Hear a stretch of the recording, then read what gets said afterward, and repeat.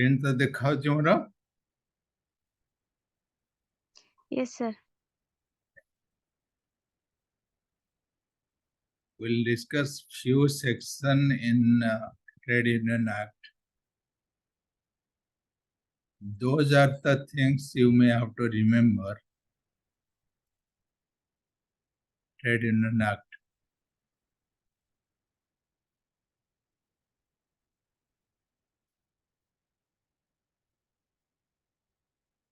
What is the definition of trade union? Trade unions are voluntary organization. तमे first semester रे पढ़िथिला. What are the different types of trade union? And I have given couple of example. If required, we can go back to the earlier slide in the first semester to understand what are the different popular trade union and the top trade union, the best trade union available in India. We have gone through that. Trade unions are voluntary organization, association of workers formed to promote and protect their interests by collective action. So these are nothing but organization. They are promoting and protecting the interest of the employee or the workers, whoever are part of that unions. What are their functions according to National Commission of Labour? To secure for workers fair wages. This is related to wage, salary. To safeguard security of tenure, their work period, their work time, tenure, and improve condition of service.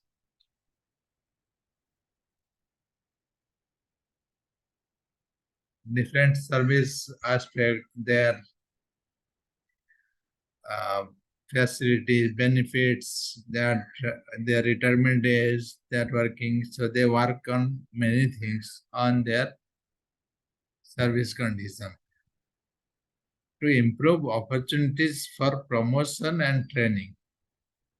So employees are getting more chance to learn new things, to get more promotion, more training.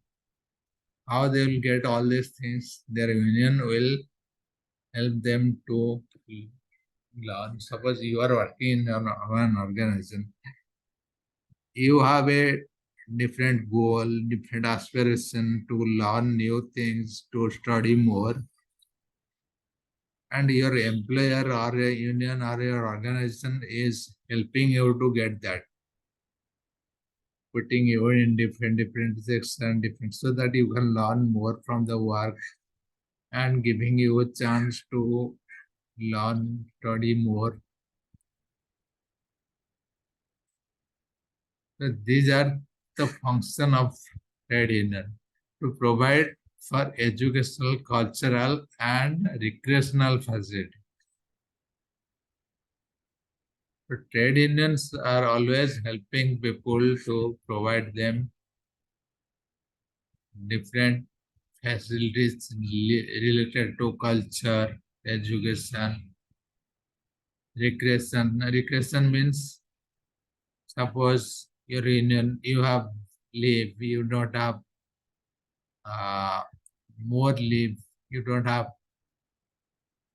leave on weekends, or you don't have a family time, you cannot give proper time to your family. So that is a problem. So union, trade union is also functioning. How employees are getting more recreation, more facilities on education. You should get all these things to your employer from your union, all these things. Cooperate and facilitate technologically advance by broadening the understanding of workers. Suppose you are working in a very old technology. You want to improve yourself. You want to learn new machineries, how to learn new machine, new technique. So your unions, your employers should cooperate and give that facility to you so that you can advance yourself in new technology, new challenges, new learning.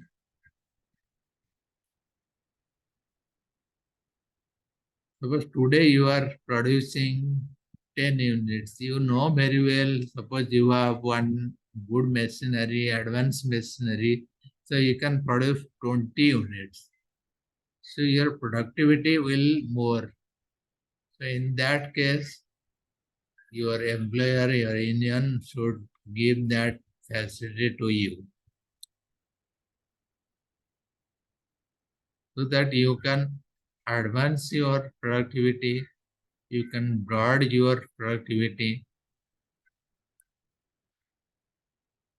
So your organization should understand you. That is what the point says. So these are the different functions. Trade union should work on this area. These are the functions. The very first important thing is registration of trade union. How trade union created registration until we have registration from registration to dissolve. So we have all important section which are important for you to remember. So I have listed. Let's go to the section. Section 3 is appointment of register. The appropriate government is empowered to appoint a registrar for trade unions for each state. It may also appoint additional or deputy registrar of trade union. So government is involved in this appointment. That is mentioned in section 3. In section 4, it is mentioned mode of registration. Any 7 or more members of a trade union may apply for registration of the trade union under this act. By subscription their names to the rule of trade union and by complying with the provision of this act with the respect to registration. So these two sections are talking about registration, section 3, section 4. Government will appoint and what are the board. Section 3, section 4. Section 5 is talking about application of registration. Application of registration of trade union shall be made to the register and shall be accompanied by a copy of rules of the trade union, statement of the following particulars, the names. I have copied directly from the law. The names, occupation, and addresses of the members making the application. So the format of application, what are the main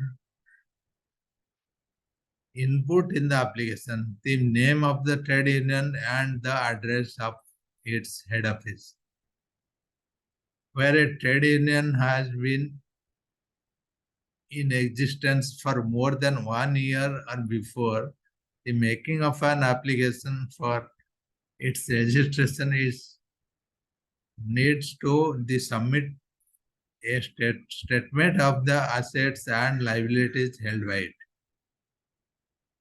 So these are the provisions. Section 5 talks about the application, registration application.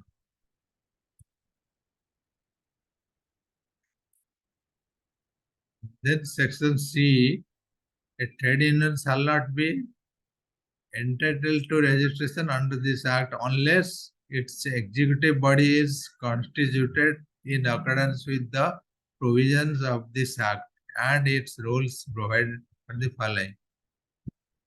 The name of the trade union, the object for which the trade union has been established, and the purpose for which the general fund of the trade union shall be applicable.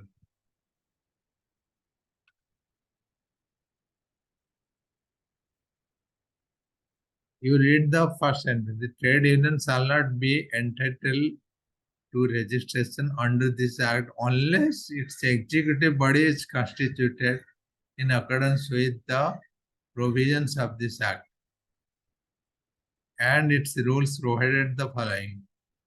So there should be name, object, and purpose. What are the objective, what is the name of the unions, and what is the purpose of the union with the executive body. Once it is ready, then you can go for registration. Section 6 talks about that. Then section 8 and 9 and the register on being satisfied that the union has complied with all the requirement of this act and I regard to registration shall register and issue a certificate of registration to the trade union. The register cannot refuse the register a trade union if the application for registration complies with the technical requirement as laid down in this act.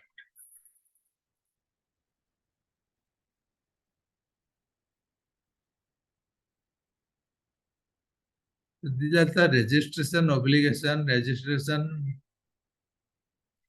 requirement provisions under this act in different sections. Section 8, 9 says about that. The register cannot refuse the register. A trade union, if application of the registration complies with the technical requirement as laid down in this act. So whatever mentioned in the act in the previous slide, I mentioned the name of the trade union, the objective and the purpose. These are important. Then section 10 and 12. 10 is talking about the cancellation of registration. 12 is talking about the registered office. Cancellation of registration on the application by the concerned trade union. The certificate of registration of the trade union may be withdrawn or cancelled. On what condition it will be cancelled? The certificate of registration of a trade union may be withdrawn or cancelled on the application by the concerned trade union if the registrar is satisfied that the certificate has been obtained by fraud or mistake. So these are the two conditions where the cancellation is allowed. Section 12 talk about the office, registration office, registered office. From where the trade union will operate, registered office. All communication and notice to a registered trade union may be addressed to its registered office. So every organization will have one office address. That is called registered office. So that will be mentioned in the section 12. Notice of any change in the address of the head office shall be given within the 14 days of such changes to a register in writing.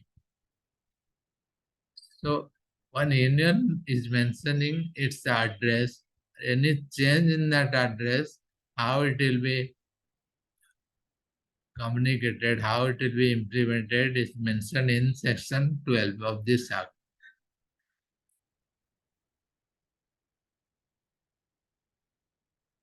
Section 13, every registered trade union shall have separate legal existence and be known by the name under which it's registered.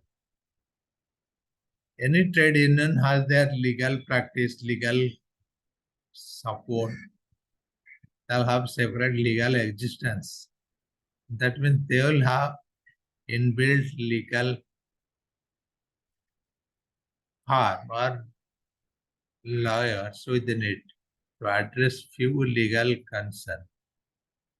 Just like your financial institution have legal unit in that. Suppose you talk about any bank or any financial institution, they have legal unit in that. So they takes care of all the legal side of it. So similarly, trade union has their legal existence. It would have perpetual succession and common seal. Succession and common seal, that you are aware, succession who will be carrying forward the action. Suppose you are working something, who will be your successor? The next person to you are on leave or you are going somewhere, someone is doing your job, that person is your successor.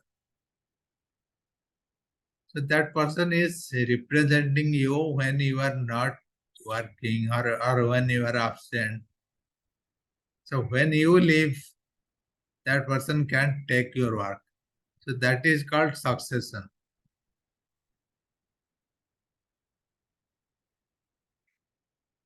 Shall have power to acquire and hold both movable and immovable property. Can sue and be sued.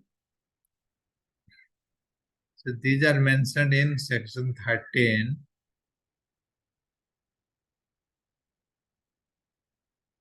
So what are the basic things of every trade union? Any registered trade union will have.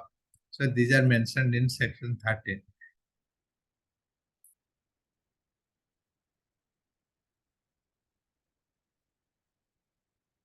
Section 15 talks about the funds utilization. How the general fund will be utilizing in the trade union. Payment of salary, allowances, provisions for educational or social benefits,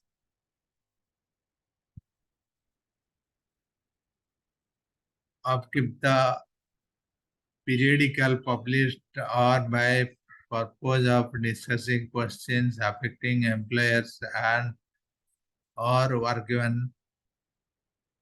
So every trade union has some funds or general funds and how that will be utilized. So that will be mentioned in section 15. If you go through the section 15, these are the important points. Payment of salary, allowances, and expenses to office bearer, the maintenance of organization, whatever the trade union organization. So the expenses will come on from that funds, the salary, the housekeeping expenses, the office bearers expenses for the administration, compensation to members for loss arising out of trade dispute. So any expenses happening in the organization will come from that fund. Allowances, provisions of educational, social, or religious benefits, any other object noticed by the appropriate government in the official gazette. So there are different nature of expenditure, different types of expenditure which will come from that fund. So these are the different types of payment expenses occurred by trade union and how they will be addressed. They will be utilizing the fonts. All these things are mentioned, all these rules are mentioned in section 15. Section 18 and 17. Section 18 is talking about the immunity from civil suit to certain cause. Section 27 is dissolution. So these are the important section from registration to dissolution. Registration and dissolution, these are important section. You can remember this number, how it will happen. So in the exam, you may get objective type of each section, or you may get long type question where you can mention few sections and what are there. Suppose dissolution. Section 27 is talking about dissolution.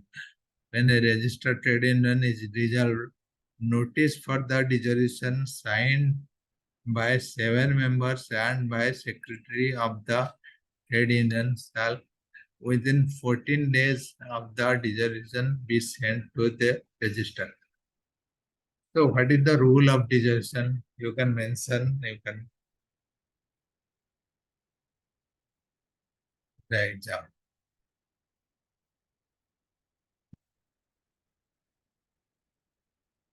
The other thing we studied about International Labour Organization, ILO. International Labour Organization was established in 1919. India became one member of ILO in 1990, in the same year.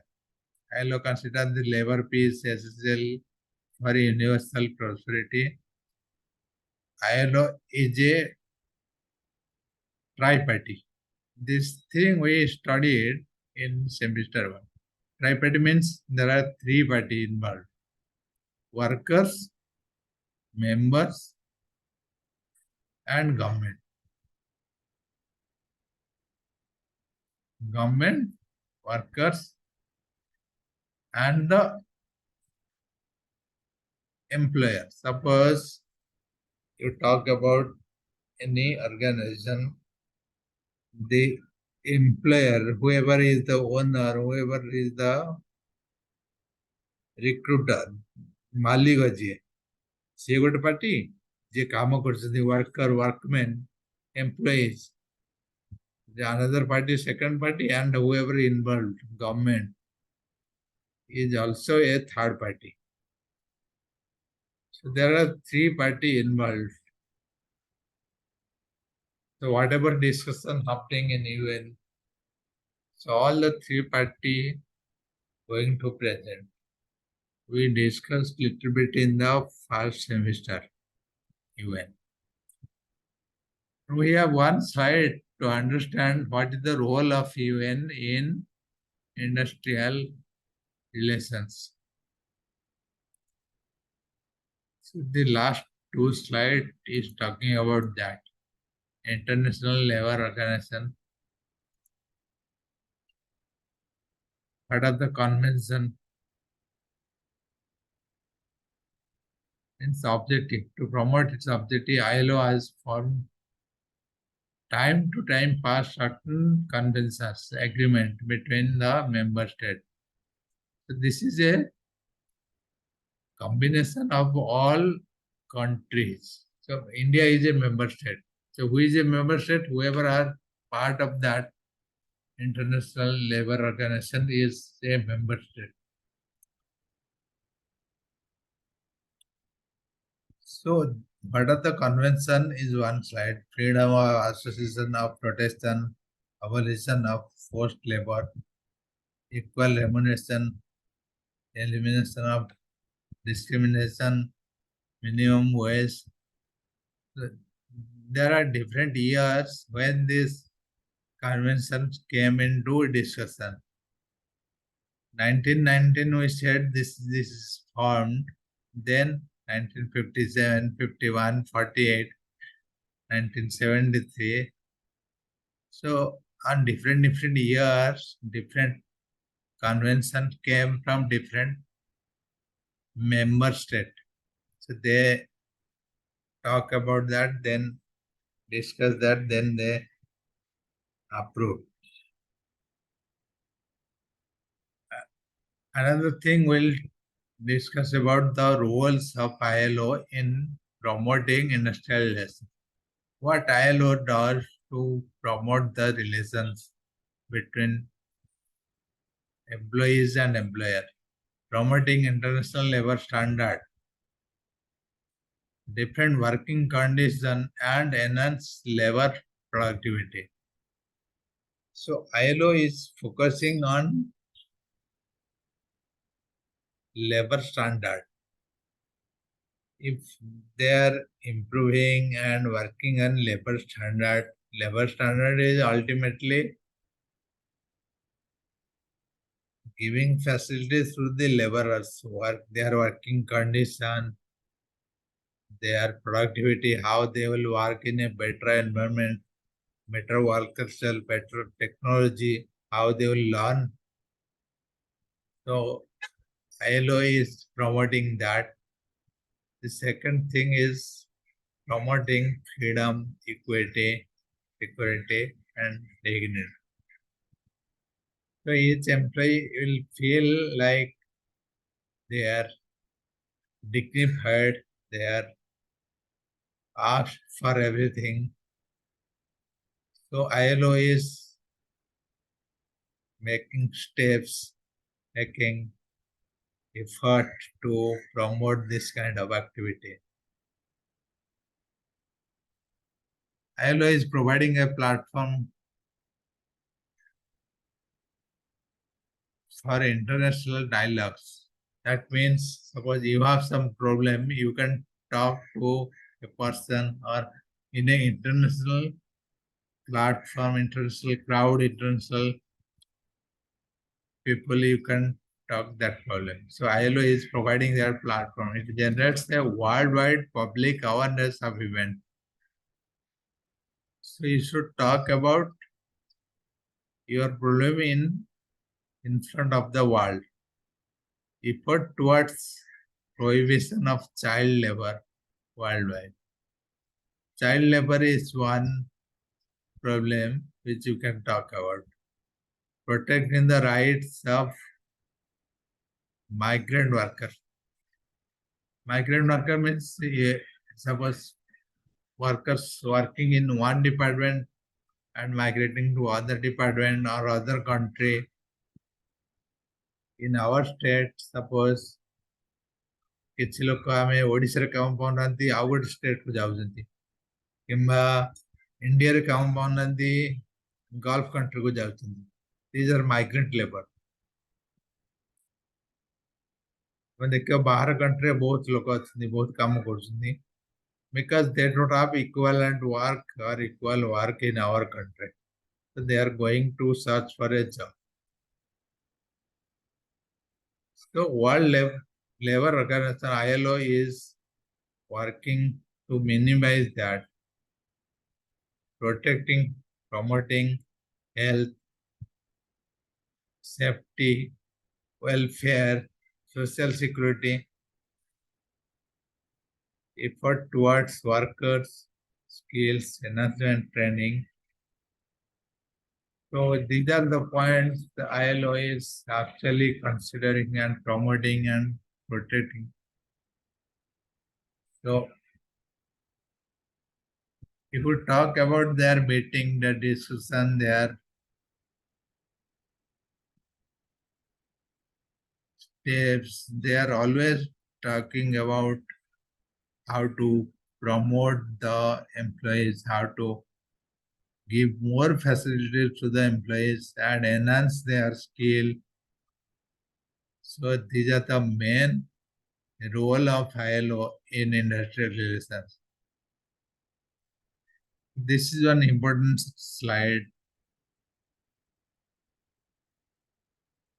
You can get question from this ILO.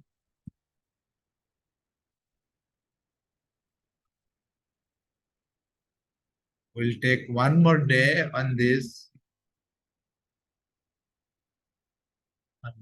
two act, industrial relationship act and trade union act. We'll talk more on that. But today we don't have anything. So these are the slides. I'll give you the notes, and meantime you can provide your attendance in the chat box. In the same way, how you give the roll number in the chat box, you give me for attendance. And whatever I am providing the notes, you go through the syllabus. And whatever I am teaching every day, you go through it and let me know if you have any problem in any subject. We can give more time on that. Thank you. Thank you so much, sir.